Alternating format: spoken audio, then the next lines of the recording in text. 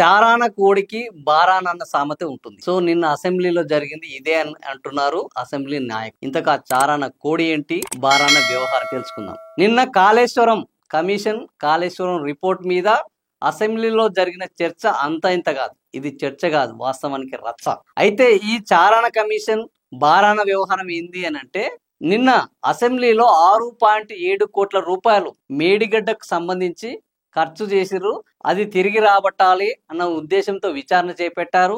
కానీ దీనికి 3 కోట్ల రూపాయలు ఖర్చు చేశారు అని ఎంఐఎం శాసనసభాపక్ష నేత అక్బరుద్దీన్ ఓవైసీ స్పష్టంగా చెప్పడం జరిగింది. ఇదేంటి అధ్యక్ష, 6.7 కోట్ల రూపాయల కోసం 3 కోట్ల రూపాయల ప్రజాధనాన్ని దుర్వినియోగం చేస్తారా అని కూడా ప్రశ్నించారు.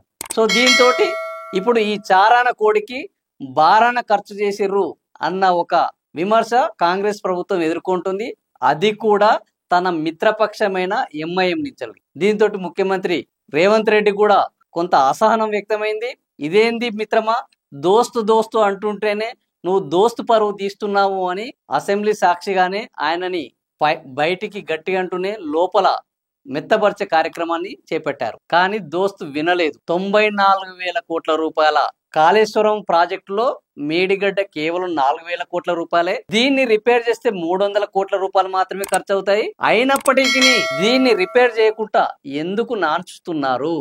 ఇంత పెద్ద ప్రాజెక్ట్ లో ఒక మేడిగడ్డనే పిల్లర్లు కుంగిపోయాయంటే ఈ కాళేశ్వరం ప్రాజెక్టుని నిరర్ధక ప్రాజెక్ట్ గా ప్రకటిస్తారా, దీన్ని కొనసాగిస్తారా, రిపేర్ చేస్తారా అని నిన్న అక్బరుద్దీన్ వేసిన ఏ ఒక్క ప్రశ్నకు ప్రభుత్వం దగ్గర, ముఖ్యమంత్రి రేవంత్ రెడ్డి దగ్గర సమాధానం లేకపోవడం నిన్న జరిగిన చర్చలో ఒక హైలైట్. మరి ఇప్పటికైనా ఈ ప్రభుత్వం అక్బరుద్దీన్ వేసిన ప్రశ్నలకు సమాధానం చెప్పే పరిస్థితిలో ఉన్నదా, లేదా సిబిఐ విచారణ తేలేంత వరకు, కాళేశ్వరాన్ని కూలేశ్వరంగా మారేంత వరకు ఇలాగే చూస్తూ ఊరుకుంటుందా, ప్రజాధనం నీళ్లలో కొట్టుకుపోయేటట్టు వ్యవహరిస్తుందా, లేదా ప్రజల పట్ల బాధ్యత వివరించి రిపేర్లు చేస్తుందా అనే విషయాన్ని తెర మీద చూడాల్సిందే. ఈ అనాలిసిస్ మీకు నచ్చితే లైక్ చేయండి, షేర్ చేయండి, సబ్స్క్రైబ్ చేయండి.